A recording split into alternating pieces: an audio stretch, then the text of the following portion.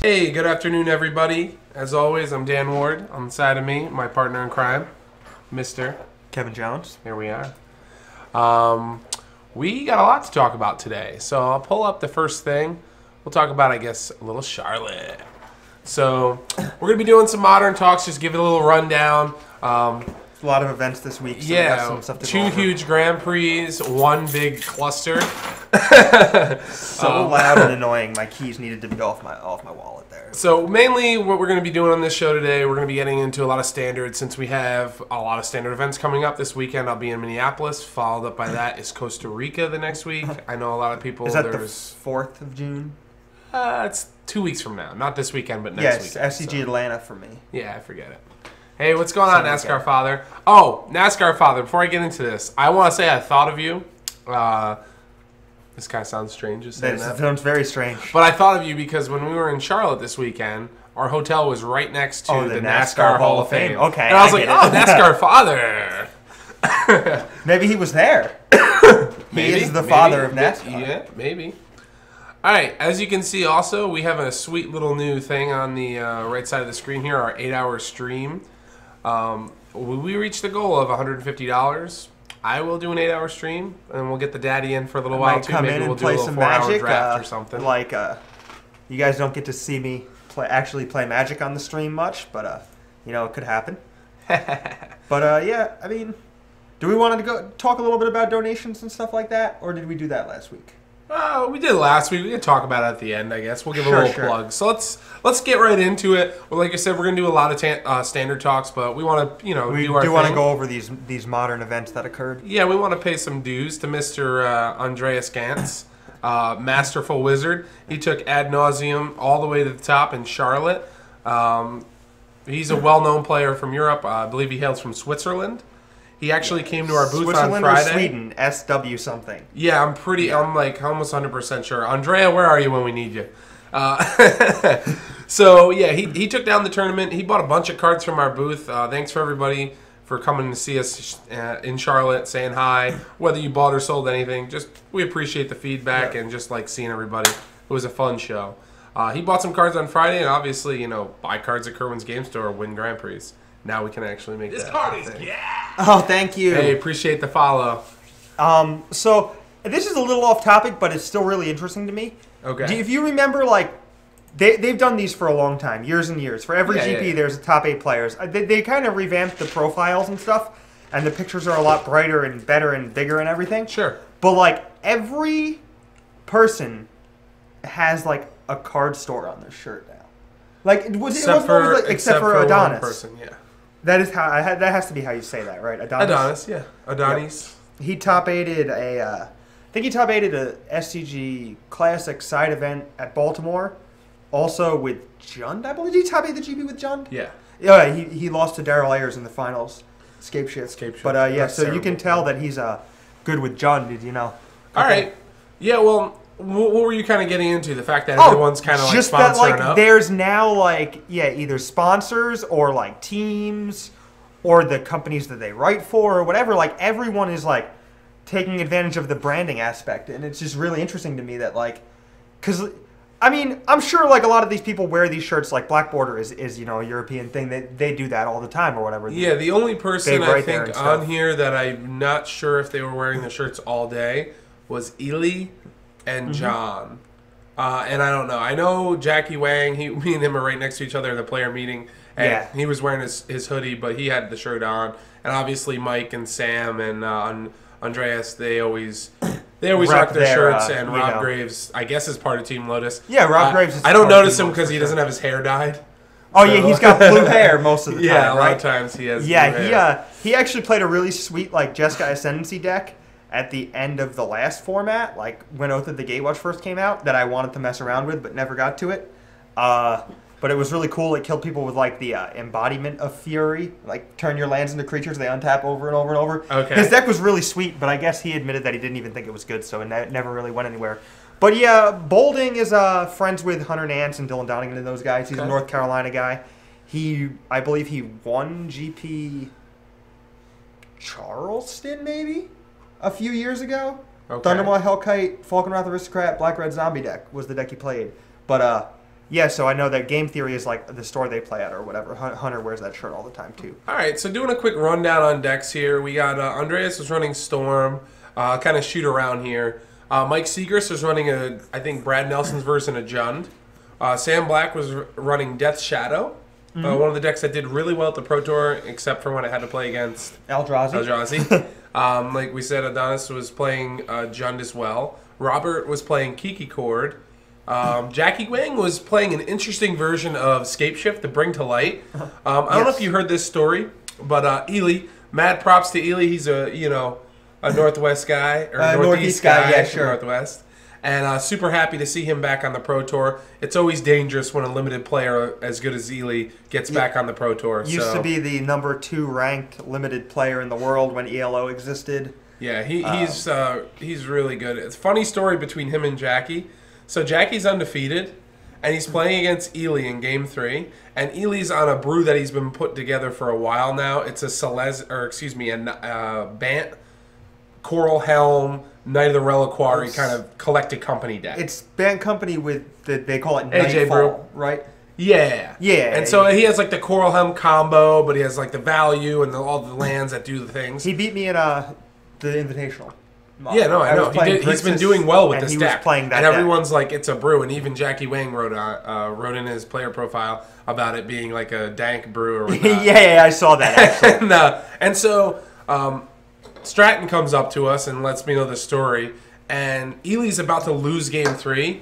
And because Jackie just like had board control and cast Crumble to Dust on one of Ely's lands. And Jackie looks through his deck and at this point, Ely only had 2 lands. It was looking really mine. Goes, yeah. I can definitely beat you in the top 8. Good luck. And conceded to him. Oh, wow. Yeah. He goes, I think I can beat your deck pretty easily in the top 8. Good luck. Here you go. That's awesome. So he conceded to him so he had a good matchup in top 8? Exactly. It didn't end up working out, I guess, well for him, but... Did he play against Ely in top 8 and lose? No. 5th place. Ely lost to Andreas. He lost. Oh, okay. Sorry. Yeah. Put that. But that was a cool little story that I thought... Jackie lost to Andreas? No. If he came in Andreas, I don't know who Ely played. Can we look at the bracket? Go down. I'm pretty sure Jackie lost to Andreas. Yeah, Scapeshift. Yeah. And Ely lost to Robert Graves' Cord. Dreadful matchup for Scapeshift. Ad Nauseam is absolutely horrendous. Yeah. You can Ad Nauseam was a great... He put it in... Andreas put it in his profile that he thought it was really well positioned except for Infect. And I didn't see hardly any Infect at the Grand Prix. Like, I didn't play against it. Like, with all the crazy pairings, for those of you that didn't know, basically the system, shot down. The pairings were all messed up. We had random pairings. We had, we're not going to use tiebreakers. Oh, we are going to use tiebreakers.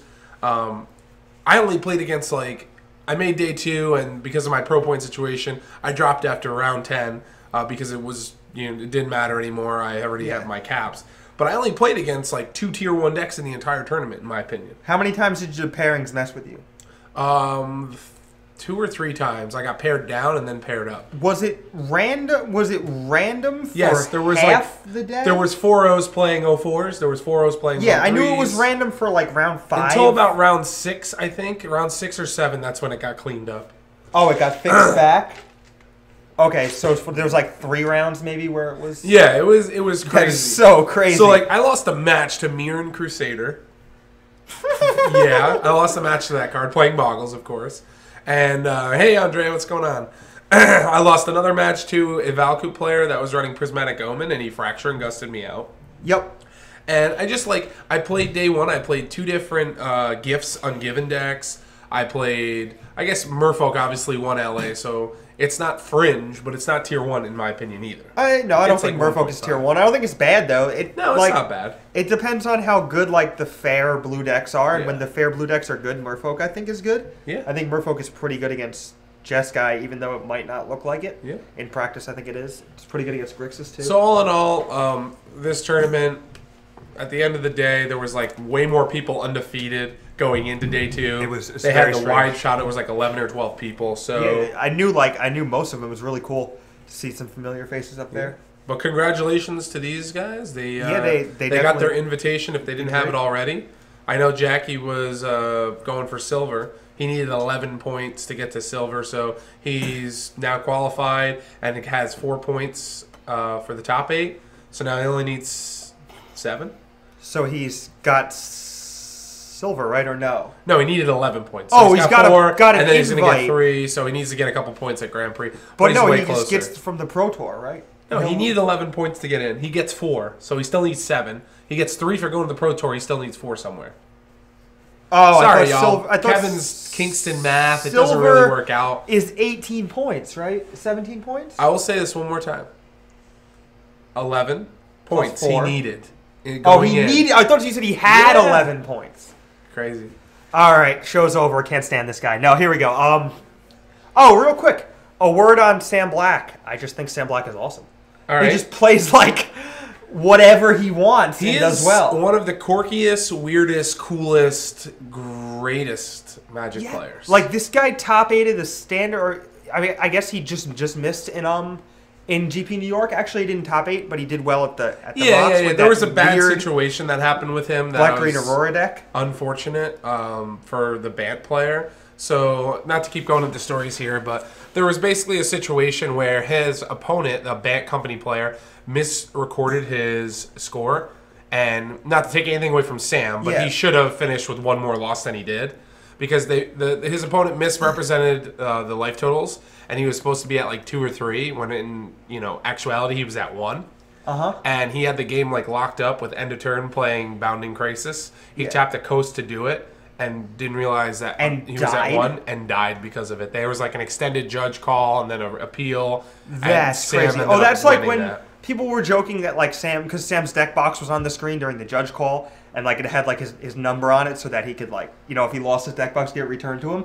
And everyone was like, oh, now Sam Black's going to get prank called or whatever. And I didn't understand what they were talking about, but it must have just been because the deck box was sitting on the screen for a long time because of the judge call or whatever. Yeah. But yeah, it's just like Black Green Aurora control and then just like the most aggressive zoo deck possible in another format. Yeah, he told me that him and Justin were testing it all week and said that they had really good results on Moto.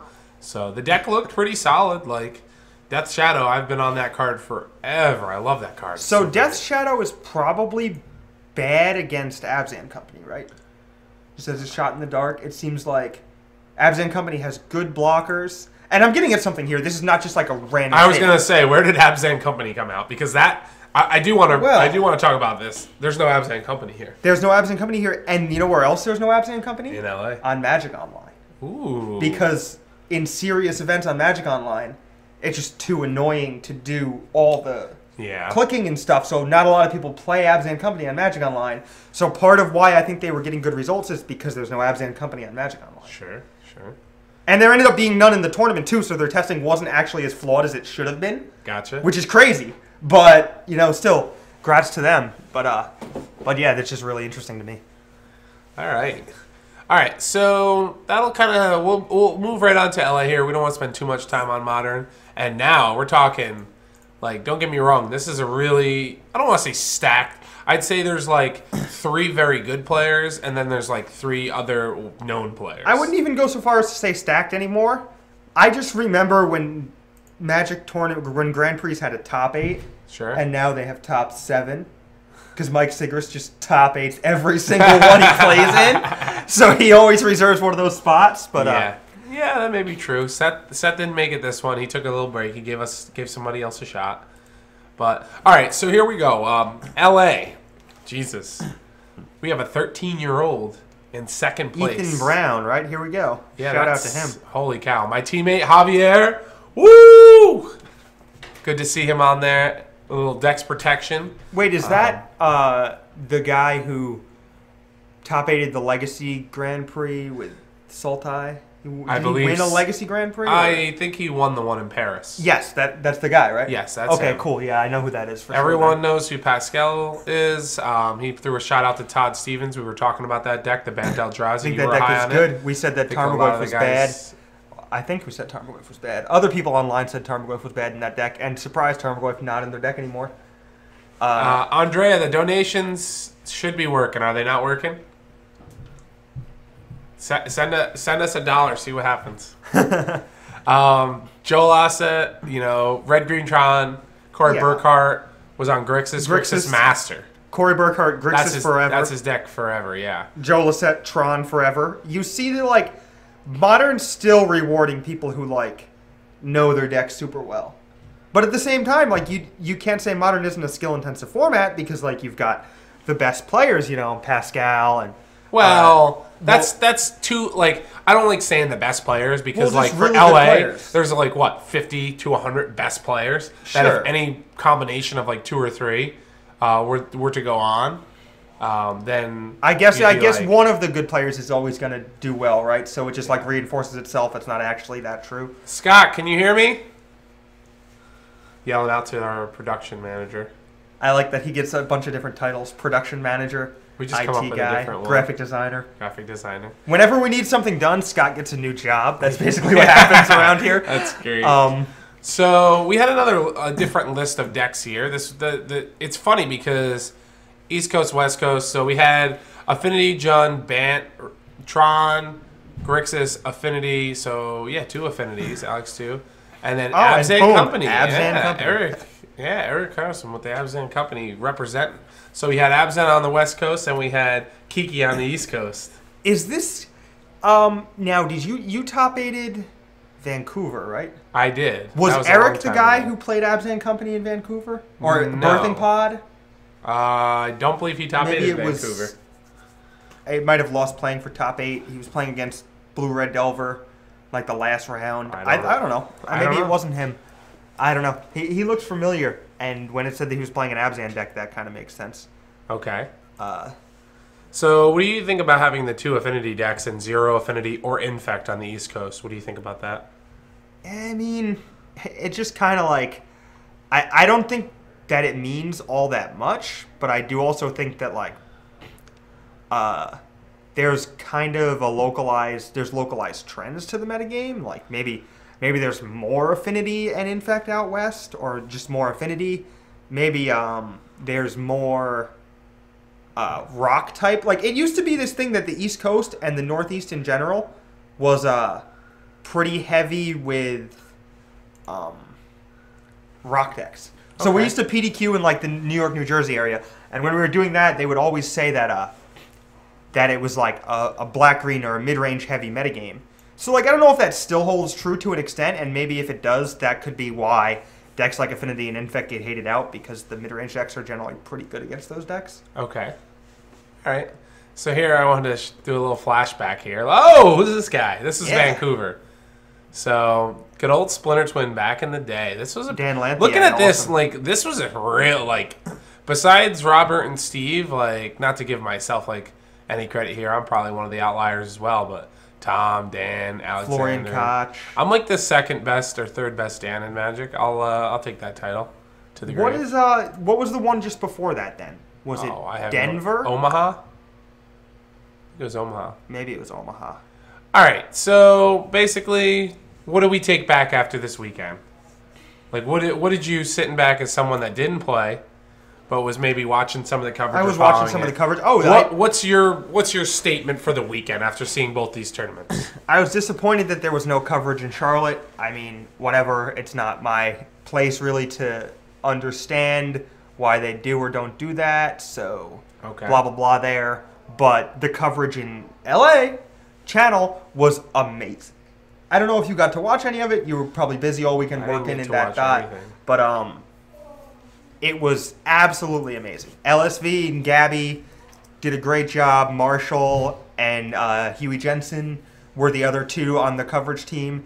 They also did a great job. They were really funny. They had a good rapport. LSV, I don't know. It was they just put LSV in charge. I don't know if they actually did it or not. They put LSV in charge of coverage. They were you can do whatever you want with the in-between match segments. And I don't know if that's what happened or not, but it was just insane. They were these things called factor fictions, which without getting too far into it was just a statement, and then the commentators would go back and forth on whether or not they thought it was true. And the statements were just absurd. They were just LSV trolling people. It was like factor fiction. Will Paul Cheon make day 2? And then LSV is like, there's no way I'm going to say that this is fact. It's just so much easier to vote fiction. But I guess I have to vote fact because then it goes into like Paul's stats, which was like really cool. It was like really interesting. And then there was like fact or fiction. Is Matt Nass wearing shorts? Fact. And there was just a little picture of Matt Nass like holding up GPLA 2016 on a little like index card wearing shorts. It's like fact, he's wearing shorts. It was just like really cool. They did some funny stuff. They did some sample hands, which were really funny. You got to hear like people who had never played, like Huey deciding whether or not like a hand was keepable with affinity was really cool because obviously Huey's great, but like Huey plays very little affinity in his life or has, so he was just like I don't really know what to do with this. And it was cool to see like, some indecision from the top players because that like indecision is something that happens with all of us who are in varying skills of Magic, and it's nice to see that something like relatable. Yeah. It's super cool because it's like we've all had tough decisions and we all know what it's like to play a deck that you're not super well experienced with.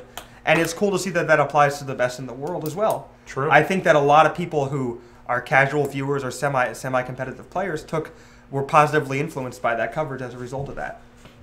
All right, we got two questions. One, Abzan Company played in Indianapolis compared to this weekend. Why did it not have a good showing in Indy, and why was it more represented here? What do you think? I mean, again, like we're not sure that it was more represented, right? It made top 8, but that doesn't necessarily mean like so. Their modern format is so big that like I almost don't really put a ton of stock into tournament results. And that's just my personal opinion. I don't know if it's like, paramount or whatever, but basically it didn't perform well in Indy because there was a huge amount of big mana. There was a non-zero amount of Scapeshift in Indy. There was a lot of red-green Valakut. There was a lot of red-green Tron. A fair amount of red-green Eldrazi on day one, even though the deck didn't do well in the long run. Sure. There was a lot of Tron and red-green Valakut throughout the tournament.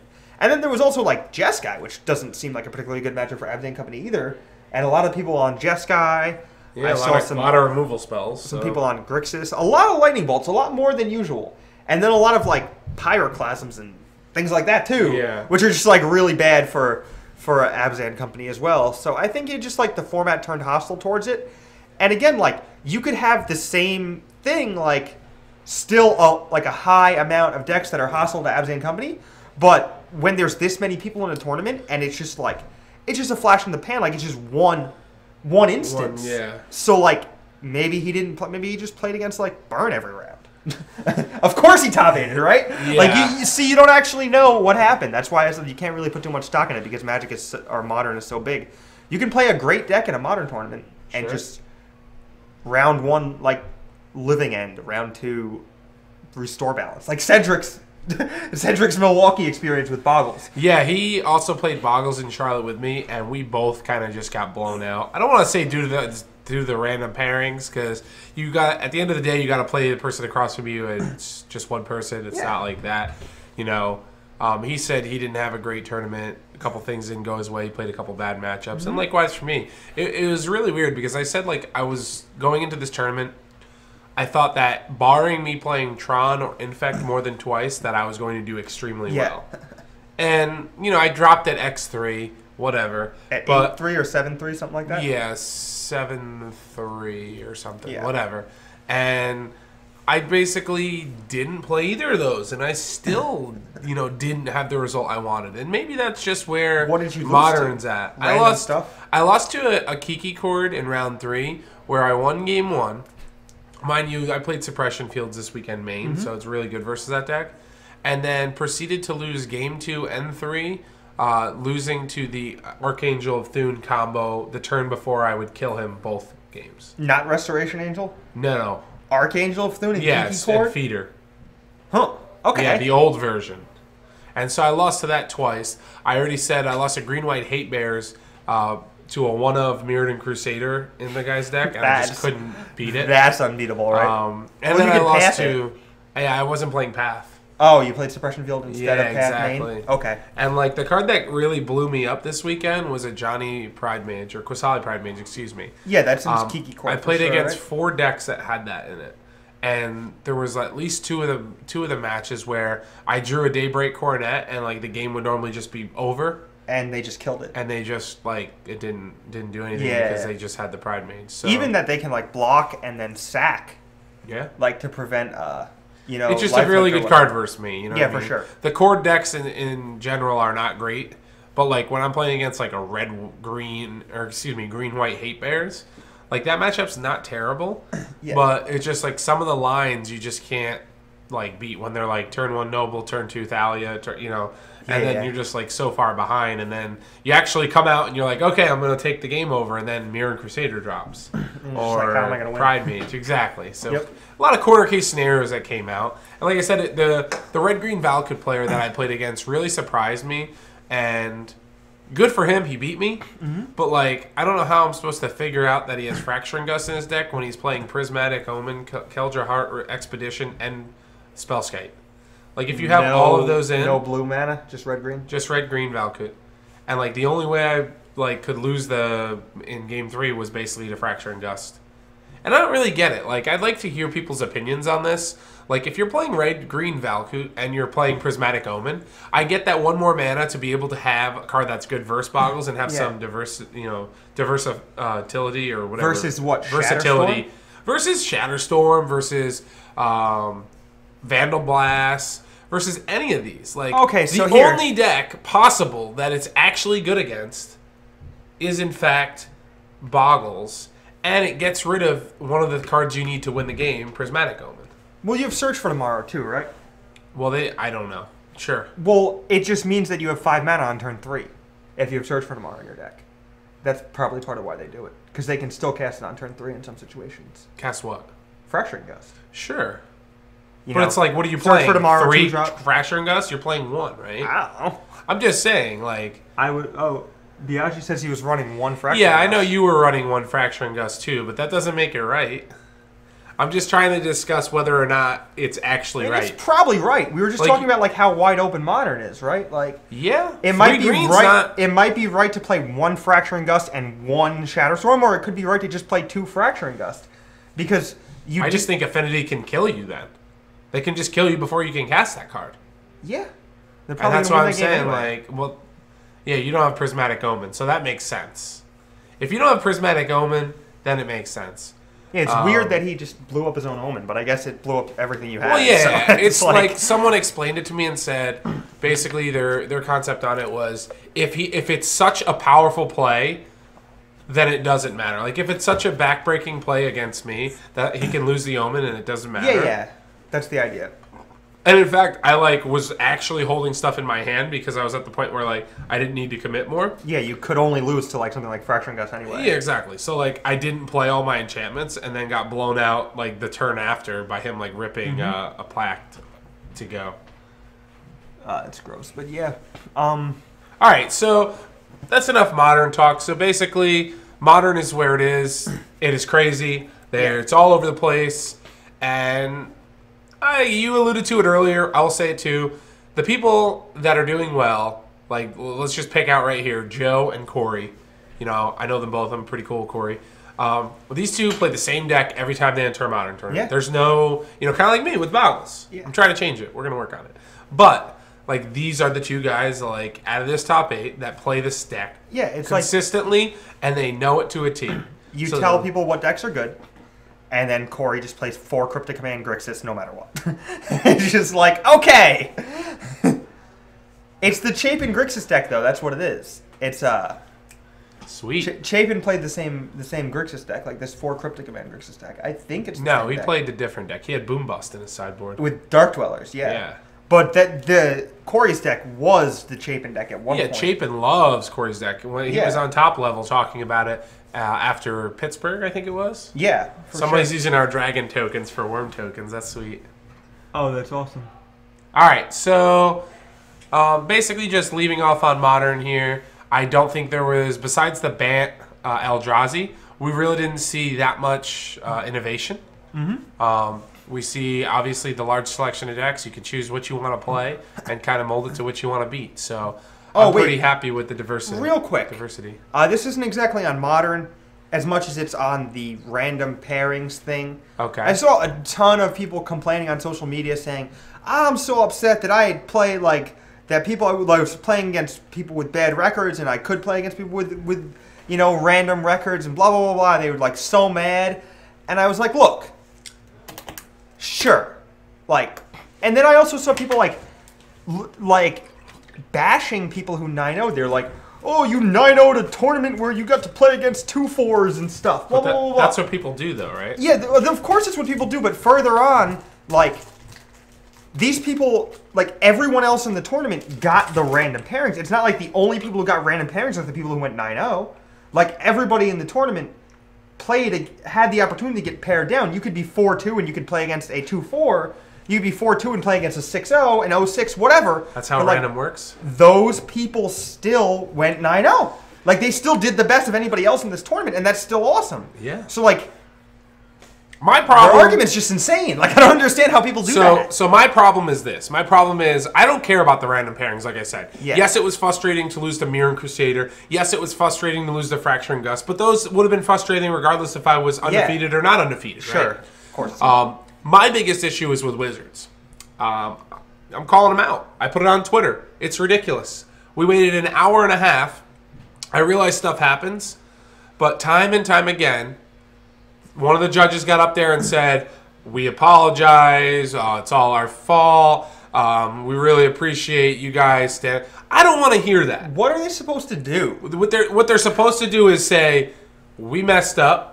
And that's it. And we'll give you the, you know, whenever we figure out the solution, we'll let you know what's going on. It was such a cluster that, like, they didn't tell us. They told us to stand by. And then we waited 45 minutes so that the people could, like, that wanted to drop from the tournament to get infinite challenge badges. Which is like 700 insanity. People. Exactly. Yeah. And then halfway through that time, after 40 minutes, where everyone's kind of like in a limbo period, like, do we leave? Do we eat? Do we do this? Then they're like, oh, now we're going to let you go at, like, come back at 5:30 or 5 o'clock. And so, two things. One, Wizards, you're making a ton of money.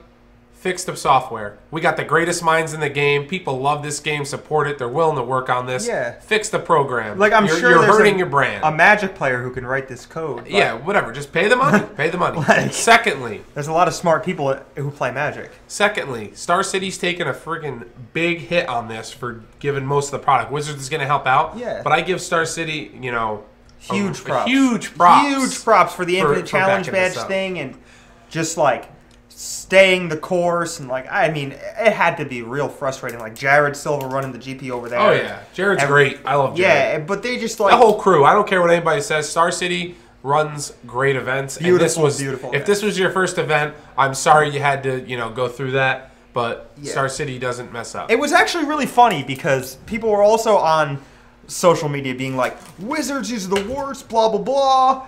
I'm going to go play on the SCG tour. And then someone would respond to their comment and be like, you know, SCG ran this GP that broke, right? And the guy would just be like, oh. I'm just like, this is stupid. Like, when people are like, immediately assume that it could not possibly be an SCG because something went wrong, like, you know SCG runs great events in that regard. Yeah. But, like, it just happens, people. Like, nobody needs to, like... they knew this was an ongoing problem, and it hasn't been updated to where it needs to be at the bar. Look at these 8 names right here. Yeah. It's huge. Like, this is not life-changing. Maybe for Simon, you know, this isn't a life event where you're like, man, I won a Grand Prix. But, like, this is a big deal. People are paying the money to go to these or flying. Travel, hotel. This is a ton of money. Pretty life-changing as far as your Magic arc goes, right? Yeah, like, true. if you win a Grand Prix, that's a PT qualification. That's some money to try to chase this down, like to do things that maybe you would normally have done. Sweet. This actually was my first event. It was still fun with all the trouble, and I'll be at the next 2 Orlando SCG Opens. Well, in that case, I'll see you on June 18th and 19th, man. There you go. Come say hi. All right, before sweet hat. Before we move on to Standard, my last thing that I wanted to say was this. How they fixed the problem was by giving out money, pretty much. Here, I'm going to give you an Infinite Challenge badge. I don't like this for 2 reasons. One, I realized why they did it. They wanted to protect the integrity of the tournament because they realized in the later rounds, if you were playing against people that were like 1 or 2 wins, super you uninvested. Could bribe them. Exactly, yeah, whatever. Yeah. But to give people at that point 700 people the Infinite Challenge badges you're rewarding people for not doing well, one. And two, the people that are actually playing in the tournament and standing by and like being, very, what's the word I'm looking for here? Being very easygoing and kind of like just rolling with the punches. They don't get anything. So it's like, hey, you waited around for an hour and a half, 2 hours while we figured this out, and you lost your last round winning in. Sorry. Oh, and by the way... You're like, what happens if you're 4-1 when they do this? Like, if you're 1-4 when they do this or 1-3 when they do this, you're like, oh, challenge badge, I'm good. And if you're 4-1, you're like, oh man, I really hope I don't lose because these people just got $100. Yeah, like they're never going to give back all your money. But what they should have done is just said you can continue from here on. We will be giving everybody something similar. A refund? Everybody gets their GP refund? There's no way that would ever happen. They can't afford to do that. But I'm saying they could give everyone something. Like, hey, we're going to give everyone like 3 or 6 booster packs for your time. And you think that's better than doing it the other way? Yeah, you need $75. To get the people who don't want to win out of the tournament. You need to get the people who aren't invested. But I also think that you should be you're basically rewarding people for doing bad. And you're also taking away the tiebreakers from the people that have earned their buys, which is even worse. Okay, so now people like X3, I didn't look at the actual final standings for Charlotte. I'd have to look at it. But like there's going to be like some X3s and X4s that are not getting paid. And their breakers are huge. I checked it. Exactly 2 people cashed at X4. I think that was Charlotte, not LA. I'm not 100% sure. But, yeah, there you go. A year of premium, something like that. Yeah, that would have been good. Maybe that's how you do it. Then you keep your cash flow high. Like, you don't actually have to give away literal money. Yeah. Maybe you give everybody, anyone who wishes to, everyone has free entry to the Super Sunday Series. Whatever. Something like that. I don't know. Everyone has a voucher for free entry to one SCG Premier type event in the next year, whatever. Then you don't lose that much money actually because you don't actually have to give someone back actual money. I don't know. For me, I don't care. I travel all these things. I don't all the time. Either. I would have been happy hanging out for an hour. I'm worried about little Jimmy. I'm worried about this is his first Grand Prix. Guess what? He's there with his friends. They paid $500 to fly out and get a hotel. Sure. And guess what? Now here's an Infinite Challenge badge or your whole weekend's I don't know. All right, I'm going to move on. Oh, no, wait. Oh! Stop here. Because I have to propose something here in regards to this. Oh, my God. I will kill you, Kevin. All right. So, little Jimmy, right? Hypothetical person, first casual competitive player, plays locally, etc. First Grand Prix, make the trip out with their buddies, blah, blah, blah, cash hotel, $300-$400 weekend. Way more than that, but go ahead. Sure. What's more harmful to their Magic experience and to their retention as a Magic player, as a long-standing member of the community? What's more harmful? Hear me out. A GP that malfunctions, where people get benefits for dropping, blah, blah, blah. Sure. Where people actually make efforts to correct the problem. Or a salty opponent. What is worse? Because... And while you think about this... What about both? I'll explain. While you think about this, I'll explain where this came from. So, a guy I know from the SCG Tour, Devin Kepke, he's a member of Team Lotus. He's a solid player, some good finishes. He started writing, and he wrote an article about decorum, about, treating your opponents with respect and stuff. And his article was awesome, so shout out to him for that. But it just had me thinking, what's actually, he was like... Oh man, I bet some people aren't going to want to come back after after the way some of their opponents treat them. And it had me thinking when you said that, I'm like, what actually is going to make more of an impact on somebody? That's interesting. I don't know. I feel like obviously that's something that people need to work on, their table manner, I guess. Well, it's just a widespread thing, right? You will have a salty opponent at every Magic tournament you go to. And if your first Magic tournament, you have a sour person who you play against, you're just gonna, it's just gonna leave a bad taste in your mouth. And this is not even talking about but what I'm the saying, potentially negative experiences that some young women have when they go to these things and stuff like that. But maybe you're not looking into it as a fact as one correlates with the other. So if little Jimmy is 2 and 3. and he's just riding it out. He's like, man, I really want a day 2. That's winning the Grand Prix for me. Yeah. And he plays against somebody that's 5-0. Sure. And he beats him. And that guy, you know, a lot of people were asking records before to gauge, basically. And then that guy's salty to the little kid because of the random pairings. And that would have never happened had he been playing another person 2-3. Yeah. It would never happen unless he played the person at 2-0. Right? Or 1-0. Or whatever. I'm just saying that it could still happen. So you can play against a salty opponent forever. Even sometimes, I'll admit this. There's times where I find myself at the table on the borderline of like a Mike Mattisau blow up. Like flip the table blow up? I mean, very the table is seldom like USC flip major, the table. Although I have done that before at a tournament. Your brother Derek was there for that. That was a long time ago. I remember when I got you guys like waters and sodas and stuff. Like I'm a different I was person 12 now. years old. But I mean, there's times when like I'm just like really mentally beat up because I'm looking at a situation or I'm in the game real deep and I'm like, man, there's like no way I can lose this game. And like a sequence, like we went over it when I talked about Houston. My like crippling misplay that led to was it Houston? Houston was the punt. 4-color company. Yeah, that. Yeah, so that's the worst I've ever seen you. Your face after losing that match, insane. I was like not mad at my opponent, but I was just so furious. You could see how crippling that was to me. And sometimes that happens at a match, and like, you know, most of the time when I lose, it's not too bad. Bam. It's not too bad if your opponent knows they got lucky and they play a lot. They'll be like, "Hey, They're sorry." Gracious. They're like, "I'm sorry, man." But it's a time when, like, for instance, I played against Mirren Crusader this weekend. Yeah. My opponent beat me with it game 3, and then had the pleasure of telling me at the end of the game, he goes, "Yeah, it's really nice to have these one-ofs."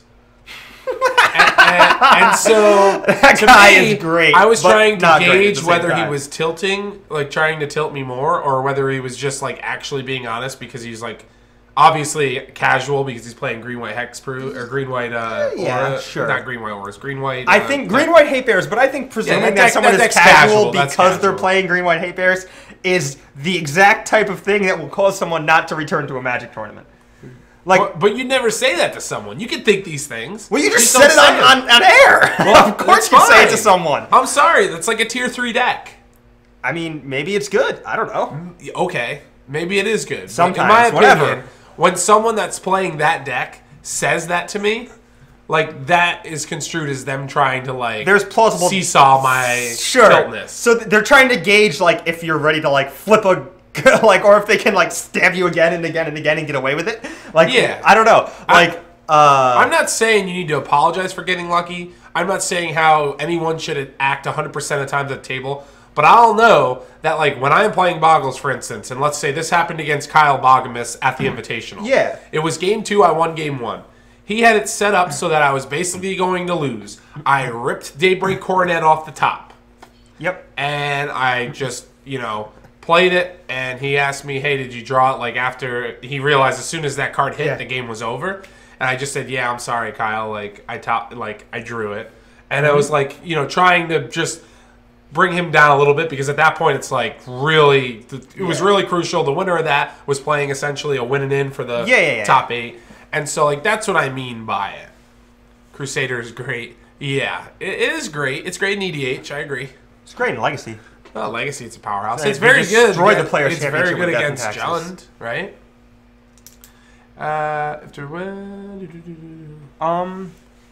You can read that. I was just thinking about some stuff. I don't know. This is just really... this conversation is super interesting to me. Yeah? I think that, like... You know what would be really cool? If this donation button worked. Yeah, I don't know. We got going on and on and on about saltiness, and I just think that, like... I just want to donate to hear you, like, rant more about the guys Mirren Crusader. Well, it's just like, you know, I've come a long way. Like I said, I used to be the player that, when I lost, man, how could I ever mess up? How could you be so lucky? Yeah. And, like, I would take the corner case scenarios, which I'd put in my mind as, like, 5% chance of happening, but realistically, they were, like, 25%, 30%. Yeah, sure. Like, I'd allocate it in, like, poker terminology. And be like, I got one outered on the river. Whatever, yeah. Exactly. I would like, oh, he had a flush draw, but that was like a one outer. and it was just like ridiculous. Yes, Hexproof does have a lot of great top decks. The person who says, "Oh, it's great to have these one-ofs." This person, whether it's an actual person, whether it's actually your opponent or just like a hypothetical thing. This person has like, it's a completely defensible behavior though, right? Because like, if you're trying to tilt and you're just genuinely like a semi-serious player who doesn't understand like what you can and cannot say after a match, like you just say the exact same thing, right? Like, you can say that and be like twisting the knife, and you can say that and just mean nothing by it. And it's the same exact sentence. Sure, right? But like you can gauge when the person says it for the most part what they're trying to accomplish by doing that. I mean, unless your opponent's like really good at like, I mean, you probably can. If they seem like if Corey Burkhardt said that to you, you'd know whether or not he was trying to assault you or whether he wasn't. I don't ever assume my opponent's trying to assault me. Sure. I'm probably wrong in that regard, but I don't ever assume my opponent's trying to assault me. But I mean, like, players that play this game, like, all the time, you can tell because they've been through these situations and they've walked through it. I think the thing about it is, and let me go a little bit into this, I think that when you don't play a ton, when you're a competitive player who plays, casually competitively, but, like, not a ton of big events, opens and GPs and stuff like that, I think that these people, like, take a lot of stock in, like, their few... their deviations from the norm. So, like, if they have... Mann is the literal worst. I don't know what this is about, and I'm not going to comment on it on our stream. I like Steve Mann. He's a cool dude. Is he a tilter? But anyway, I think that... He's a tilter. Kevin didn't answer. It's a tilt. Tilter. No, he was a solid... I played against him once in a team draft, and he was a class act.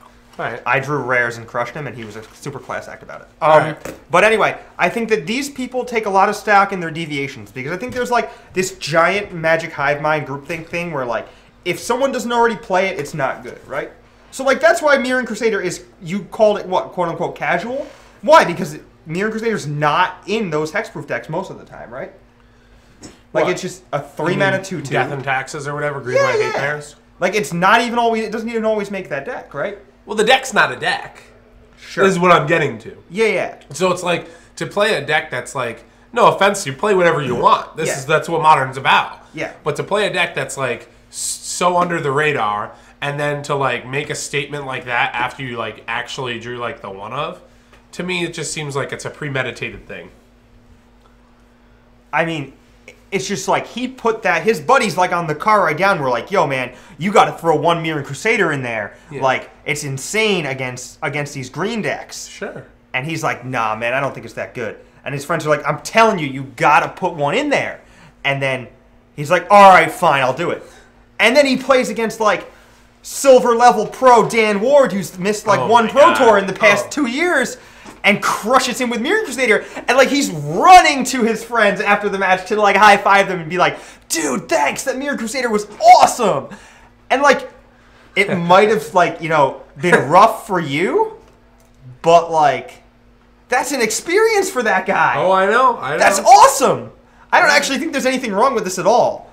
So we will be talking about Standard here in a little bit. Kevin and myself are kind of going on a rant. This was an awesome conversation. I apologize for nothing. He wants me to, if I win an invitational, talk about how I'm going to get a bat token, because I was doing the laundry at our house 2 nights ago, and out of nowhere, like midnight, I'm watching Forensic Files, and just like, I'm downstairs picking my laundry up, so all of a sudden it's already spooky because it's like midnight, it's dark, and a bat voice is in the background. No, a bat comes out while I'm getting my laundry and just starts circling that, and I'm just losing my mind because I hate bats, I hate rats, I hate cats, I hate anything like that. You just hate everything. I hate a lot. No, you hate everything furry. I love dogs, but I like cats.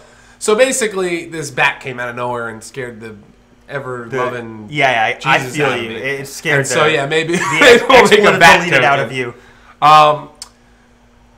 So the Halloween episode, you better watch out. I'm crawling in here in a bat costume. God. So getting to what you like. Okay, so I want to end this on a situation that happened. My winning in to day 2. I'm playing against an Affinity player who does not say a word when he sits down at the table. I have my headphones in. I'm shuffling my deck. Sure. And I say, "You want to roll for high roll?" He's just like nods his head, doesn't answer, doesn't say anything the entire match. I win game 1. I win the dice roll and I nut him. He spoke English fine, right? Yeah, that wasn't the issue. Yeah, smoking was fine. Just making sure. I like had the nuts against him game 1 and killed him 1 turn before he could kill me, which is how Affinity kind of works. And then game 2, I sequence basically natural stating his Arcbound Ravager. Mind you, he's tapped out but had a Springleaf Drum in play.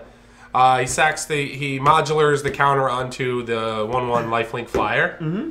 And I play Daybreak Coronet.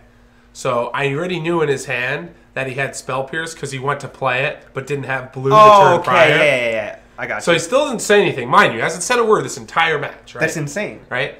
And so I know he has Spell Pierce in his hand. He goes to Wax and Wane, or not Wax and Wane, Wear and Tear, my Daybreak, the turn after. 2 turns from now, I draw a Daybreak Coronet. I know he has Spell Pierce, and I play the Daybreak Coronet. He knows that I know that he has Spell Pierce, so he doesn't Spell Pierce it. And I go to attack him. He activates Inkmoth Nexus, and then I look at his board. He basically has nothing to be able to block profitably. My guy has Trample and everything. Mm-hmm. And he has 1 card in hand, and I know what it is. And he just looks at me, looks at the board, and just goes, F-bomb. As the first thing that he said the entire match. And I'm sitting here it reminds me of a match I played against CVM in Seattle. Sure. Where I drew pretty well. He missed a land drop, and he just slammed the table and went, F! And I was just it reminded me of that, but this was so weird because he didn't say a word, and then just yeah. It's you're trying to be maybe your opponent, I don't know. You never know what people have going on when maybe something really bad happened to them before the match, whatever. You don't want to be hey man, why aren't you talking to me? You're not going to say that. So I actually prefer it when people don't say anything unless it's acknowledging passing priority your accomplishments. No. Yeah. Yes. Now you're learning. All right, we have to talk standard or Biaggi is going to organize a chat revolt. So we need to talk standard. All right, here we go. I want to go off by looking at the standard metagame. And the reason why I want to start this off is because I've been testing a lot of standard, and I haven't been streaming because I've been getting my butt kicked a little bit. I played this deck in 2 PPDQs this past weekend. So I know a couple people, Andrea, wink wink, that really like this deck, have been testing it. It's very interesting. We're seeing Bant humans take the place of the Bant Company. Traditional Bant Company deck and the Blue-Eyed Humans deck. Yeah, they've kind of molded into one. And it's weird because remember the White-Green Humans deck that I had for a little while there? Yeah. I was man, maybe we should just play blue and play Reflector Mage. Yeah, somebody else did. Not unlike the... Standard or Riot.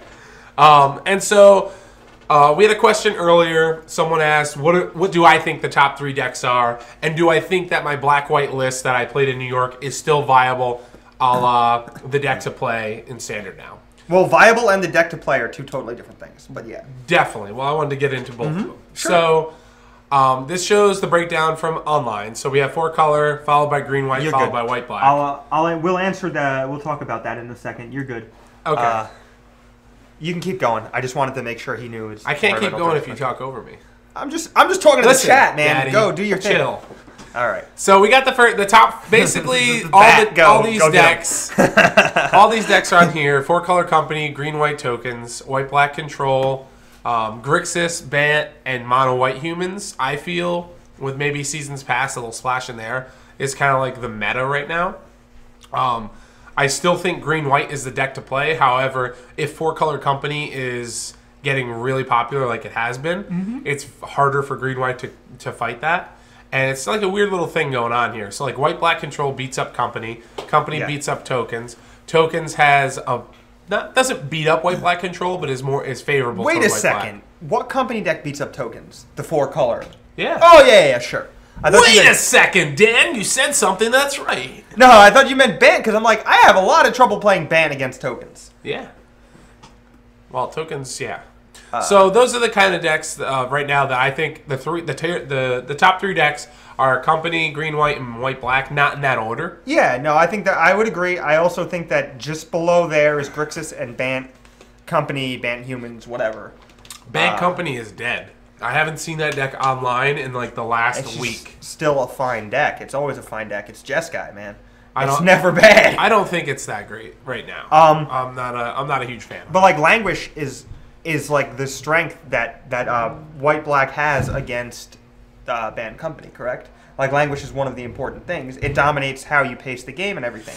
So like in that regard, I think that Band Humans grows some stock because while it is less able to operate at Flash, like I mean I do have you don't have Krasis, so like you're less of a Flash deck. Sure. I still had like Ojaz's Command and Avacyn to a degree, but like you are able to get things out of Languish and Grasp range much more easily than a traditional Band Company deck can. Sure. Because you have Pacifist and Lieutenant and all that stuff. Yeah. So like... Yeah, your explosive draws are real explosive. I played the Band Humans deck in 2 PPTQs over the weekend. I unfortunately lost in top 4 of both of them. My article that I'm writing for this week is a lot about those tournaments. And I just thought that the deck was really good. It struggled a little bit with like Displacer. Like I lost to a Ban Eldrazi Company deck. Okay. And I don't know. It seemed pretty good. Like it's much more aggressive. It's able to attack through the 2/3s that Band Company can't always attack through. But it's not great at killing stuff, and it's not great at being flashy like the the traditional Band deck did. But yeah, I think it's good. All right, so exactly, it's exactly how you. That's much better said than I could say it. I don't know why you said it so effortlessly, and I stumbled over my words, but I appreciate the help there. Kevin stumbled. Less card advantage and more power. Exactly. All right, so I'll answer this. I've had a lot of people asking me this question. The Dragons deck. That's funny. Red Blue Dragons deck. Oh really? Can I talk now? Yeah, go ahead. All right, sometime today, I'd like to not be interrupted. Never know. All right, so one of the most popular things that people have been asking me about is, do I like my version? This happened since New York. Do I like my version better than Seth's or vice versa? And I think, though they're both white-black decks, they're 2 different decks entirely. Seth's not running a single creature in his. Mm-hmm. He's got the Kalitas in the sideboard. Going into this week, Minneapolis, and then moving toward Costa Rica, I'm going to get through this week to see what's going on. And if I can't figure out exactly a list that I want, I'm going to go back to the white-black control deck because I think it is positioned still really well. However, a deck that I want to feature is a throwback here, is a deck that we'll change a few cards and we can talk about and go into a little bit. A Jeskai deck. Yeah. This is a buddy of mine, Rob Pisano, if you're watching. Oh, you know this guy? That's cool. I do. He did really well. He went 8-2 at the Pro Tour. That's great. And the cards that I like right now, believe it or not, I like Radiant Flames, and I like Draconic Roar. I like Draconic Roar a lot. Draconic Roar, not even, like, obviously with the Dragon you want to get that, but I feel like the cards that you want to beat going into this week right now are Sylvan Advocate and Tireless Tracker. Like, those are the cards that I want to beat. Like, if you look at the 4-color company, they got that. Green, white, have that. Or, sorry, that's what I meant to say. Dustwatch Recruiter, not Tyler Tractor. I'm a big bull. You got called out for bullying me. I'll bully him all I want. I need advocates. I need Sylvan advocates. I'm bullied so ruthlessly. Hey, appreciate the follow. Thanks. So here we are. We're going to pull up Rob Pisano's list. Now, you're going to look at this. You're going to go, what is going on? We got Avacyn's Judgment, Nagging Thoughts. This is a Kevin Jones card if I ever saw one. Yeah. As he says, yeah, I don't know what that card does. Let me read it, Dan, real quick. No, it's fine. I wasn't sure if you meant it's actually a card I'd like to play or if you just thought it was something that I do, like nag people a lot. It's Jeskai. I guess it's Jeskai. double entendre. Dan, I think you're going to get left behind, Dan. This guy, I mean, that's awesome. It just sounds like a quote from like a movie. It's like, if you want to go, you got to go fast. You're going to be... Well, this just in, Radiant Flames is still good. Radiant Flames worries me because there's a pretty high quantity of flash threats in this metagame. And there's a pretty high quantity of Dromoka's commands as well. So the fact that you can draw Radiant Flames exactly when you want to, cast it for what would be like a 4-for-1 or a 3-for-1, and it just doesn't work because of Radiant Flames or Avacyn, like, it just scares me. I think instant speed removal has so much more flexibility in that regard. I agree, but I also think Radiant Flames could be good with Avacyn. Yeah. That's true, too. Like, just... Yeah, just a critical mass of sweepers, yeah. Yeah. All right, so going down the line of this deck, the thing that I think is really interesting, it synergizes really well with all the Madness abilities. Yep. It has a diverse, I don't want to say diversified threat package, but it kind of does. Like, it's got some Planeswalkers. It's got the one of Dragon Master Outcast, which I think moving forward with seeing, like, Declaration be played more and, like, more exile effects, I think he'd want another one in the main. Oh, you know what this deck needs? Appreciate it, MTG Nerd Girl. Thanks for joining Team KGS. Yeah, we really appreciate the follow.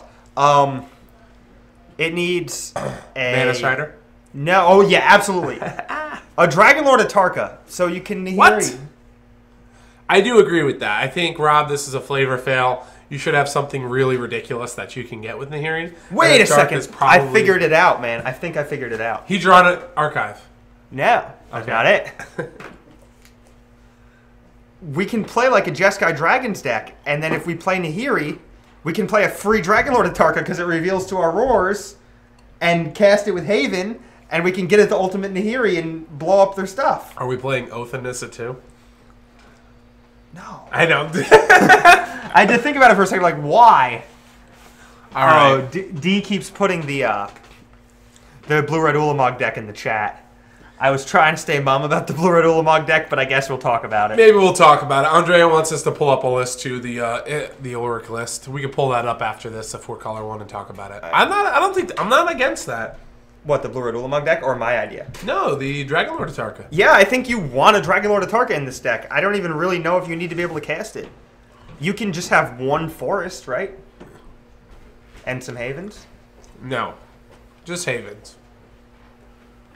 Haven and Nahiri. What is a Yavimaya Coast? Or there's no Tri-lands that are illegal anymore, right? Yeah, no, I don't know. Atarka's really important versus the... Yeah, this like... This card is Like, they just keep activating their Planeswalkers, and, like, you keep activating your Planeswalker, and, like, you need to have, like, a reason why, like, they care about your Planeswalker. Because, like, the game gets so much easier when, like, all you need to do is defend Nahiri for a number of turns. Because, like, you can never actually kill, like, all their Gideons. This card is Thanks for the follow. We appreciate it. Yeah, 23 lands is a little greedy, but he does have a lot of card draw never, like, between Nagging Thoughts and Jace. So. All their Gideons and Nissa Voices Zendikars, but, like, you can if you have a Dragon Lord Atarka that just keeps coming into play over and over. Like, I don't know, you know, like that Naya deck? Like that Naya mid-range deck? That deck's cool. Yeah, that deck's... But can we, like, do that deck and just don't play green and play Jeskai instead and just play the Atarka? I think if we were going to go that deep, like, there'd have to be... I don't want to go past 2 Havens, really, on a 3-color mana base. Yeah. So, I think it's kind of a stretch to just fling one Forest in, too. Because, like... All right, then we don't have to do that. That's fine with me. What about a Cinderglade? Or Yavimaya Coast? Well, the Yavimaya Coast is, like, not searchable. The Forest is, like, actually 4 sources. That's why I said Forest is the best. Yeah, no, definitely. We can even add Evolving Wilds and go a little bit deeper. That's why I think you do that. You might actually be able to cast it. Jesus. It's possibilities. Yeah, and, like, it works out because, like, the turn you Nahiri for it, like, the turn before you Nahiri for it, or the turn you Nahiri for it, you can fetch the Evolving Wilds, and then you have 7 untapped mana. Sure. And you can once it bounces back to your hand, you can discard it to Jace early. And Haven it back. Yeah. I guess the real problem is, like, you can't get it back into your library for Nahiri. Well, let's figure out if we can. Can we? I don't. How can we do it? There's that 5 casting cost artifact. Uncommon. That puts a card back on the bottom or whatever. That's a little loose. Cranial Archive? That's not legal anymore either, is it? I think it'd be fine, though. I think with running the Havens, like, you have 2 Havens for a reason. If you discard the Dragons early, you can get them back. And the one thing that concerns me, for one, the mana would obviously be a little bit more difficult. But the other thing that concerns me is, like, you're adding high casting cost cards to a deck that, not necessarily this build, but if you're playing a Dragons list, you're going to be playing Ojitai. Oh, you know what you play? And Thunderbreak. It's a little crazy. Oh, yeah, well, we're going to talk about the Japanese blue-red deck. You play 1 Dark Dwellers, so that, like, if they're in your Nahiri goes away, You can Dark Dwellers. Appreciate the follow. Thanks for joining the team. You can get back Dark Dwellers and roar something, burn them, attack, get it back to your hand, roar something, whatever. Like you play one Dark Dwellers in case your Nahiri goes away, and then if you draw the Dark Dwellers, it's actually just totally fine. Yeah, that's not too bad. Like you can build this deck with an intelligent all these things in mind, and it might actually be good. Dragon Lord Ojutai and Linvala. There you go. There's a perfect target. Okay. I'm still adding a Tarka though. We can have both, right? How can we have both? And then Avacyn and Dragonland, they're all fighting for the slots. We talked about this. Yeah, we did talk about this. We don't have tough. Avacyns. It's tough. I wish there was mana acceleration. Do we play Dragon Lord Servant? Oh, wait a second. I got insane idea. Okay. When you ultimate Nahiri. Okay, so it involves ultimating Nahiri. All right. Easy game. It goes back to your hand afterwards, right? Yeah, after turn. But then when you Eldrazi Displacer it doesn't recognize it as the same object, and it just stays in play. Correct. So that's awesome, right? Yeah, that's great. I mean, I don't think it's too much stock in it because it's Magical Christmas Land or whatever. But you can just play Reflector Mage, Eldrazi Displacer, Avacyn, and Nahiri. I don't even know if we need Thunderbreak Region anymore. Maybe not. I just feel like you're falling into the line of the trap of turning into a worse 4-color company deck. No, we're not a company deck at all. We're a control deck, a mid-range deck. Yeah, but you're playing all these cards that can't come out anyway except by actually casting them. So you're not being able to deploy multiple threats in a timely manner. So the control deck just dumps on you, and the 4-color company deck is faster than you. We have one Atarka, one Linvala, one Dark Dwellers. The latter two we can just cast. Okay. And then we have a bunch of Displacers and a bunch of Reflector Mages and some Avacyns. Okay. And then 20 spells. What's the issue? I don't know. You gotta tell me what the spell is, because we can't play Draconic Roar anymore. Why not? Because there's just one dragon. Yeah, but we still have Lightning Strike or whatever. It's a poor man's Lightning Strike. Maybe we don't play the Avacyns and we change them to Ojutai, so we have 4 hits. Oh. Then it's defensible, right? Maybe. Are we still playing Jace? Yeah. Jesus, I wish Moto was up right now. We could just put all this on the screen. 70 cards. 79 cards in your deck. Would you like to add lands? I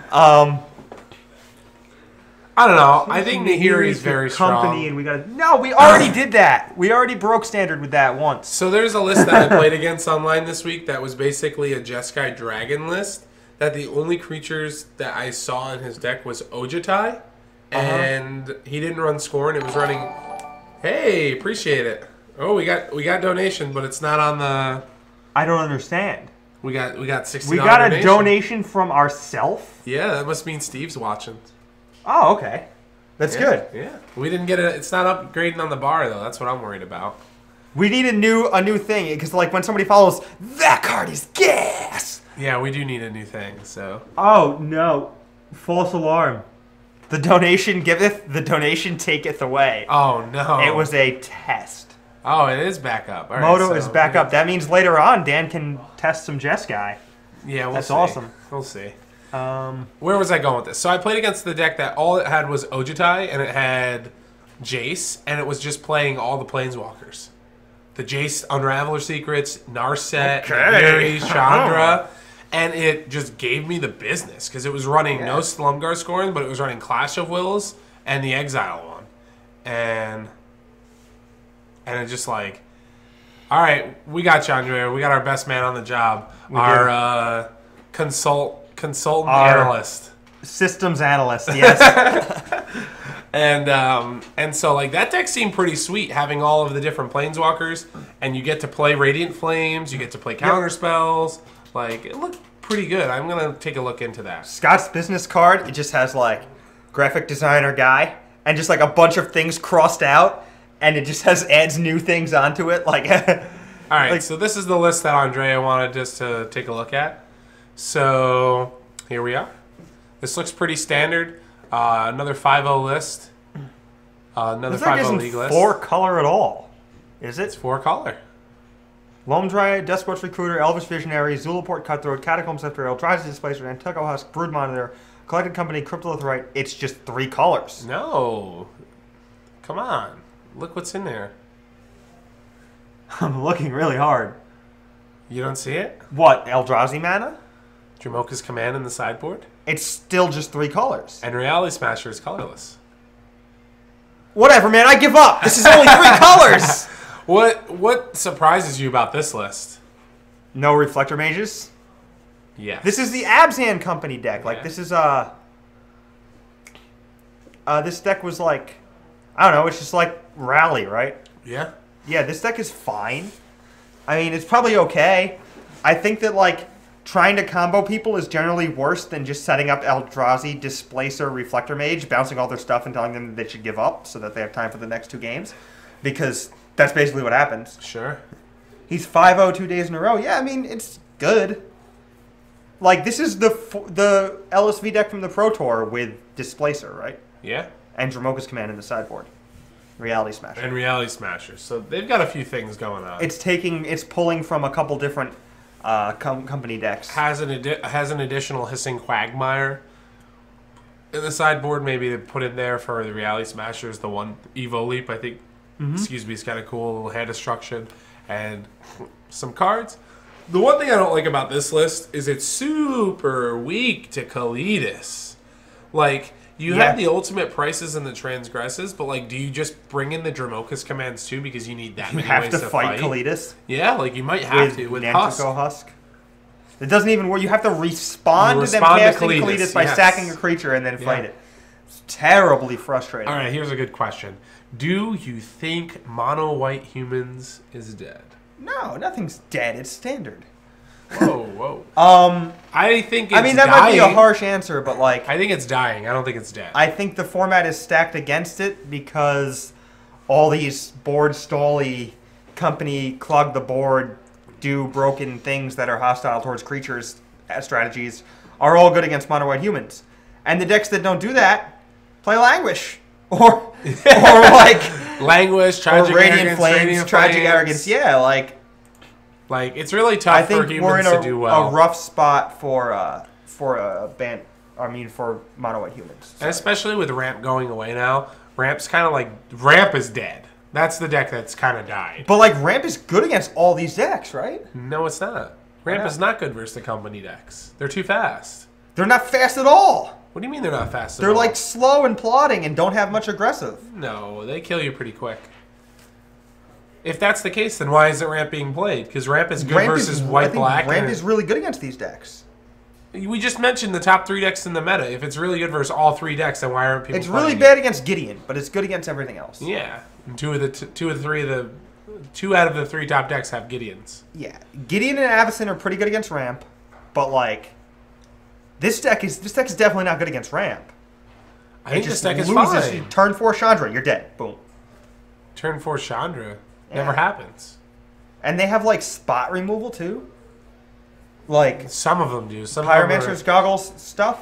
I just feel like with Zulaport Cutthroat, you can be putting some serious pressure on your opponent. That's with Cryptolitherites, too. And you can respond after the Chandra to collect a company to get your board state going. Yeah, this deck gets out of hand. Ramp is good at having the rest of your day free after the first 2 rounds, meaning what, you lose? Yes, Derek, I like that. That's funny. Oh, Efro says Ramp had a resurgence in MTGO this week, was the 5th most represented deck to 5-0 competitive leagues. See, that doesn't surprise me. Like I said, I think it's reasonably good against I don't like it. The problem with Ramp, like for me, it's not really my style. However, like I feel like it is positioned well because from being a white-black player, I did beat a Ramp player in New York, but it's a deck I didn't want to play. And I have Gideon in my deck, and I still didn't want to play it. Yeah, I mean, you also have Transgress in your deck. It seems like it should be good for you. Yeah, I've Transgress, but it's like... They have, like, inevitability. Exactly. They just keep playing lands, and eventually, like, if you don't just put the pressure on them, they're going to draw an Ulamog or a Worldbreaker and start chaining. And then it just goes, like, out of control there. I think we should pull up that red-blue deck that Exile, I think is how he says his name, was talking about. Is it on Moto? No. Oh, the Ulamog deck is on Moto. We'll do that one first. It's just called Blue-Red Control. It's somewhere in these here down here. You can keep going until you find it. Somewhere. Blue-Red Control. Yeah, just Blue-Red Control. There it is. Ep23. That's the deck. All right, Ollie, here you are. I'm going to give you the Ollie oop. So one of my buddies, he was my teammate for the last 2 Team GPs, Detroit and DC. Mike Segal, he messaged me the other day and he said, this is the best deck in Standard. And I was understandably skeptical because this deck is kind of silly looking on the surface, right? It's just like there's a whole bunch of lands in it and like weird borderline playable cards like Spell Shrivel and Anticipate. But like it's really good. Oh, there's the link for the Red Blue Dragons deck. So when we find it, we can talk about that too. But like this deck, like it does play 27 lands, but it has so much built-in like insurance against flood, with like Hedron Archive as a mana sink, like insanely powerful, expensive things. Good things all the way up the curve, and then like also it just has these lands that like Spawning Bed and Fumarole that are like good with your extra mana. Sure. So I think that like this deck is probably pretty good. Like it plays Jace Unraveler, Chandra, some counter spells. I wonder if Spell Shrivel or Void Shatter is better. Yeah, I think it's a mana consideration here. One of the things that I'm looking at this deck right now is looking at it like he does have 3 Kozilek's return, which I think is good. But I don't know if 2 damage is where you want to be. I guess having it. Yeah! Woohoo! Woo! Appreciate it, Andrea. Thanks for the love. We're going to get the... Oh, the bar! The bar raised! We got some green! We did it! Yeah! All right. Dude, there's like a half a second delay, so like I watched the high five after it happened. That was insane. That was sweet. It was like a I don't know, like a teen comedy movie or something. It's like an American Pie level high five right there. That is awesome. What is happening right now? You know what I want to do. I mean, I do it. Oh, $1 Million Man. Oh no. Yeah. Wait, now that was too much fun not to do. I love it. All right, so yeah, one of the things that concerns me with this deck is like Kozilek's Return not being able to hit like the 3 toughness guys. Mm-hmm. Like right now in the card, like the matchup that you want Kozilek's Return is definitely like the defining toughness. Doesn't hit Displacer, doesn't hit Reflector Mage, doesn't hit Advocate, doesn't kill Catacomb Sifter. Yep. And so like that worries me a little bit with this deck. And like it puts a lot of pressure on like Chandra to just be able to like clear the board. Like, yeah, you have a lot of interaction early in the game. Your Ulogs do bounce back your Ulogs do bounce back your returns, which like is some, so like then like you're playing the Ulamog and like it looks like if you're more than 2 permanents behind, like if the exile thing is not going to cut it because you're way far behind, like you also get to resolve the trigger and then exile things or whatever. You can stack them however. Sure. But I don't know. I think that the power toughness, or I mean the toughness being 2 on Kozilek's Return is really frustrating. I think you're gonna, not be able to hit a lot of things that you'd want to hit. But you also can hit a lot of things. You can hit a lot of Duskwatch Recruiters. You can hit a lot of Jaces. You can hit a lot of, the smaller things, Visionaries and Loam Dryads in those decks. Sure. And I don't know. I think. I agree. 10 drops are the only thing to hit the K return. Yeah, it's 10 drops, but like you have Archive and Mage Ring Network and Shrine of the Forsaken Gods and Spawning Bed, which sometimes accelerates you. So like, there's definitely ways to make it like. Dan, did you say play Black-White Control? This person just wants to know they're gonna get in and out real quick. They're gonna be like, all right, Black-White Control. All right, I'm done with this.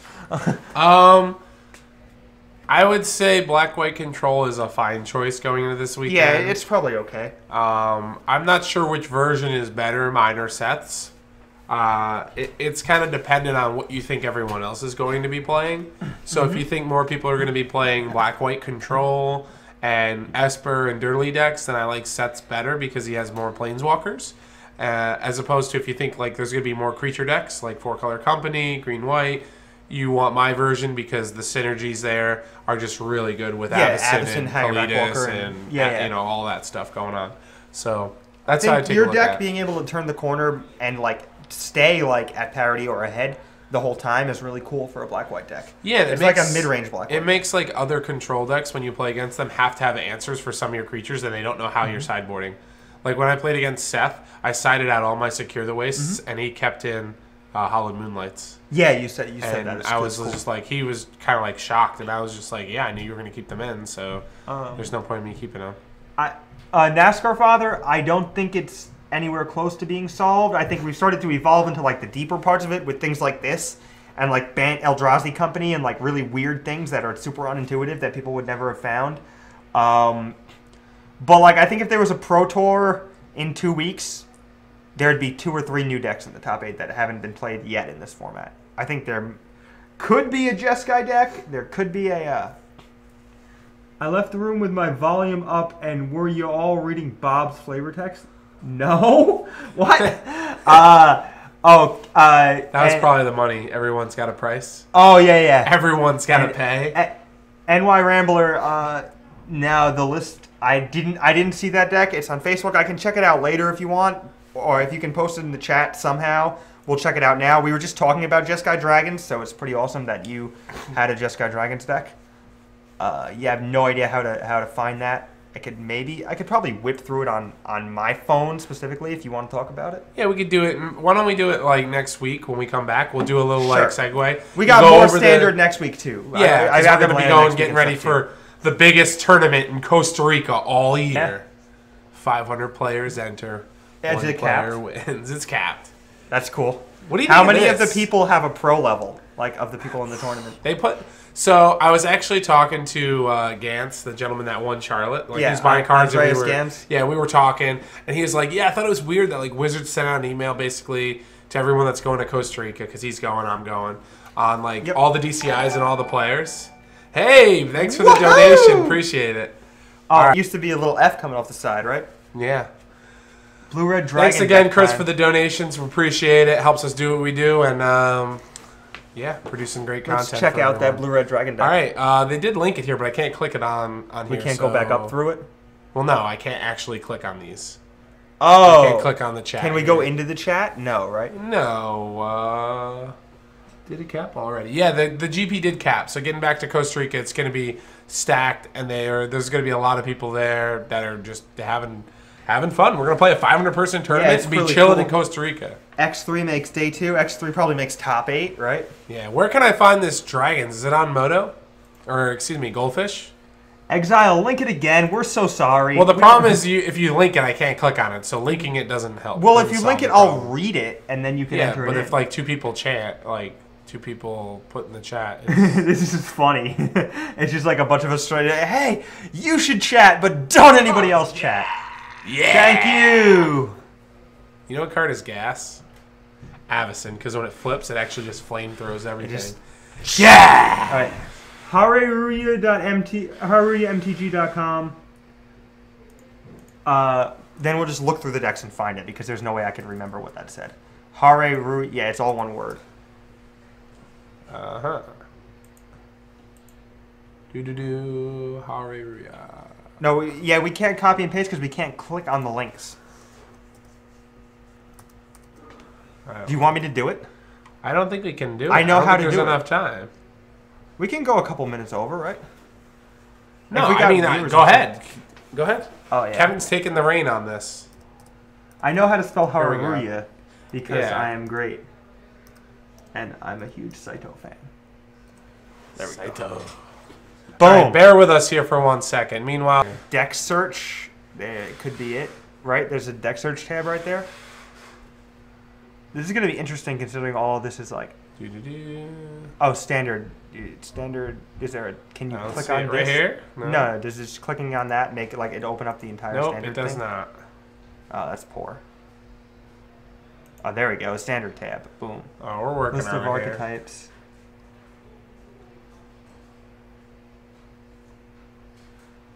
Blue-red, would it be blue-red dragons? Blue-red aggro? I really want to talk about this deck too because I think I saw this deck. There we go. That's the deck. We found it! All right, we're cooking with gas. This is the moment we've alluded to for the past hour and 20 minutes. Yes. We found it. All right, here we go. All right, here we go. Rattle chains. What? What do I think about this deck? I think it's sweet. Dude, rattle chains. We tested a similar deck for SCG Baltimore, but our deck had Eldrazi Sky Spawner and Hangerback Walker instead of Dimensional Infiltrator and Rattle Chains. Although, I guess those are probably fine. 4 Firecraft, 2 Goblin Dark Dwellers as an alternate way to win. Okay. I like this. This is cool. Island 7 Mountain. Highland Lake. Yeah. I mean, if you could get a couple Dragonlord Salumgar in this deck, I'd be really excited. Like, I think, maybe 1 or 2 Dragonlord Salumgar at the top of the curve. Give it some added dimension. I don't know if it can, if the mana can afford it? Yeah, I don't think so. I don't think it can. The sideboard's got Fevered Visions. That's interesting. Oh, this is not the first time this deck has been played either, because it got top 4 at a. It got top 4 at a what, Kevin? At a 130 person PPDQ in Tokyo, the first week of the format. Yeah, it's interesting. It has a nice creature curve here between the flash creatures, the 2/1 flyers, and Stratus Dancer. Being able to play that as a 2-drop if you have to. It has 10 2/1 flyers. Yeah, which is cool. Which I think 8 of which have flash. Which I think is very good versus green white, and also very good versus the company decks. Yeah, because they don't have flying protection. And usually, they need to, and you have removal too. They need the company decks. They can't kill everything you do, and they can't spend a Dromoka's command on a 2/1 flyer. And if they do, it makes your Thunderbreak Regent or your Icefall Regent that much better. These decks are gonna have trouble killing everything, and the 2/1s will get some chip damage in, and then the roars will get some chip damage in, and then one of your bigger things in stick, and there's a solid plan for beating up on those decks. I saw a deck like this at GP New York, and he was X1 maybe. Yeah, midway through the day.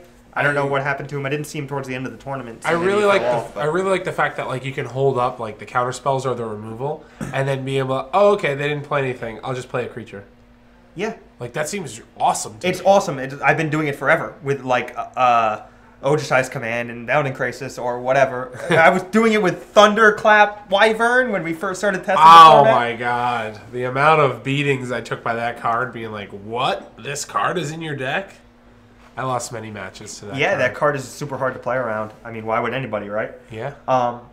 But yeah, the only tension I see here is between the counter spells and the removal spells and something like Firecraft or Thunderbreak Regent, which is a mid-range sorcery speed spell. So basically what you want to do is you want to get your first scoring out of your hand as soon as possible. Right? You want to kill, you want to counter something on curve to keep their board clear so that on turn 3 you can counter or kill something else and then slam down I agree with him. I think the second Highland Lake is probably better than the Evolving Wilds. Yeah, me too. You don't have any battle lands or anything to feed. There's no reason for that. And then you want to slam down Thunderbreak Regent as soon as you have the opportunity to do so. And the fact that there's less bounding crises in the company decks, the only thing they have is Displace or Reflector Mage.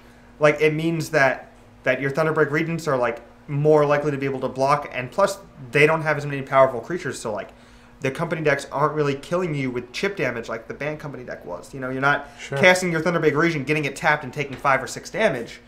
You're casting your Thunderbreak Regent, and then their board is just kind of stalled because they have a bunch of Loam Dryads and stuff. Very true. And your 2/1 flyers are super good against those decks. Your removal is super good against those decks. I don't know. I like it. I don't know about Firecraft, though. I'm a little hesitant.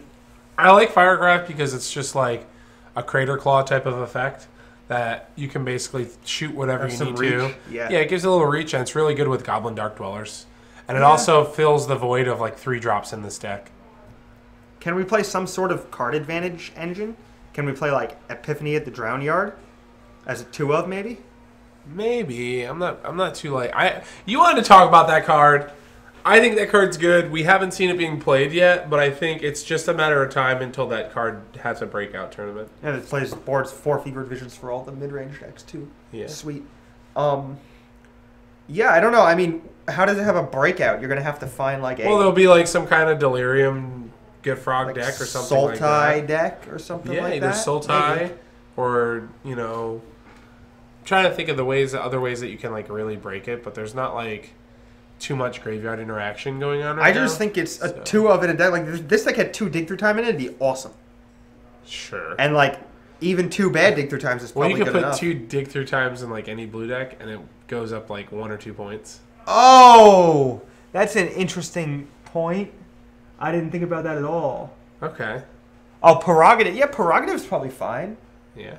Dragonlord's Prerogative? Yeah. And also, they brought up in the chat, Firecraft kills Kalitas. Yeah, I would have like a big deal. 2 lightning axes in this deck probably.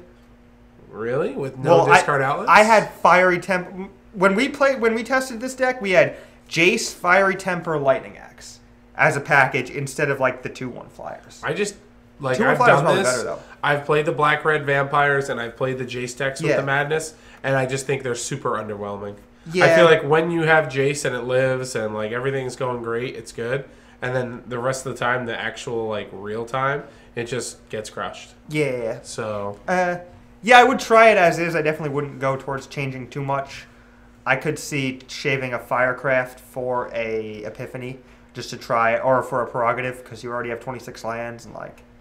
The Evolving Wilds, I guess, is Delirium for Invasive Surgery. Yeah, that makes sense. One of Invasive Surgery, but... Yeah, one of Invasive Surgery, like... I like that card a lot, actually. It's kind of rough with Evolving Wilds, too. Highland Lake is so much better because a lot of times you need both. Like, if your second land drop has to be Haven, for example, like, if you need an untapped land on turn 2, and you have, like, a 2/1 flyer and a Roar... Like, you need to go Evolving Wilds fetch Island, then you can't cast Roar. Evolving Wilds fetch Mountain, you can't cast your 2/1 flyer and your 2 lands off Scorn instead of 1 land. Very true. So, like, Highland Lake allows you, like, if you draw another dual land in Shivan Reef, or if you draw either a basic island or a basic... Yeah, if you draw a basic island after that, you're able to smoothly have Roar or Scorn and Roar up and your 2/1 flyer, blah, blah, blah, and, like... You didn't have to make a tough choice in the early game. So I think the Delirium for Invasive Surgery is almost negligible, whereas I believe that the importance of having a dual land on turn 1 is pretty high. Okay. So I would definitely still cut that Evolving Wilds for second Highland Lake. This deck was a little bad against Ramp when we tested a similar version. I mean, Jace probably was part of why it was bad against Ramp, but I mean... This seems way better versus Ramp than like your version. It's way faster. Things that gets Kozilek's Returned are still not very good against Ramp, like Rattle Chains and blah blah blah. But sure, but the sideboard has some dispels in it. Well, you can just burn them out. Exactly. Cool. You have the Firecrafts. I think it's kind of good, and the Scorns are obviously very good. Chandra, I'm not like big on Chandra in this deck. I think Scorn it's is weird to me. It's kind of strange, like. It looks like it just looks like it was tested and they decided to only play 3, which is strange to me.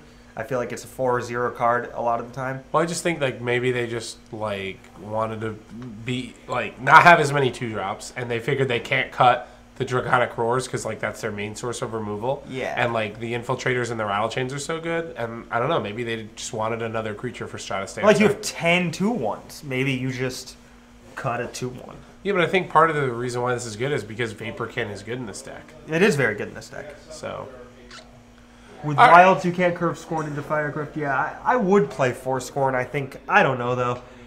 I also want to play 1 Epiphany. It's tough. 7 Dragons, can't really cut one of those. I just don't like Chandra in this deck at all. I love Chandra in this deck. I don't know about 2, but because we have the Dark Dwellers, but I like the 1. I don't like it in the main deck. I think sideboard would be fine, but I think like you're never wanting to like minus this. You're going to be killing half your creatures. Why are we looking at this expletive deleted? I actually think this deck is really good. So. Well, we had somebody ask us. They wanted us to talk about it, so yeah, it was a listener request, and I actually think this deck is good. So. Can we get a Void Shatter? I guess I want to get a Negate before we get a Void Shatter. Yeah, one Negate. Stock in here. and Negate has gone up so nice much. Gideon, that card is man. boss. Whack. Holy cow! Oh, you know what's cool? The 2/1 flyers, like kill Gideon right away, because a Roar that has a Dragon Reveal. Oh boy, do I know my roars! The 2/1 flyer finishes Gideon off right away, and then you don't have to like devote another turn to trying to kill it, which is cool. Very true. Oh, Jeff Hoogland's streaming. We cannot possibly compete. Oh, we'll compete.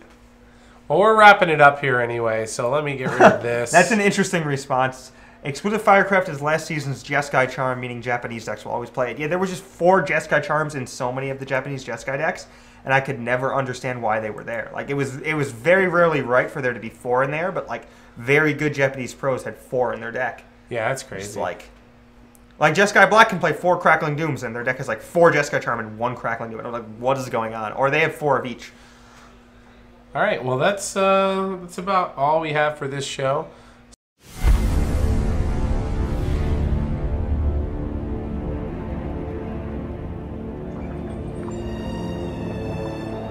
Some strange force is working on this world, twisting it into a bent reflection of itself. I've traveled the roads of Innistrad, searching for the meaning of this change. But all I find are more questions. Curses grow stronger. Monstrous thirsts cannot be sated, and the living are once again haunted by the dead. The source of this evil must be found before its dark presence consumes the world. Consumes me. Strange clues. A trail of dark magic. A tangled web of insanity. But the knots are unraveling. Those who once protected the world now fly on blood-stained wings. They've led me here, to this consecrated ground, to this madness.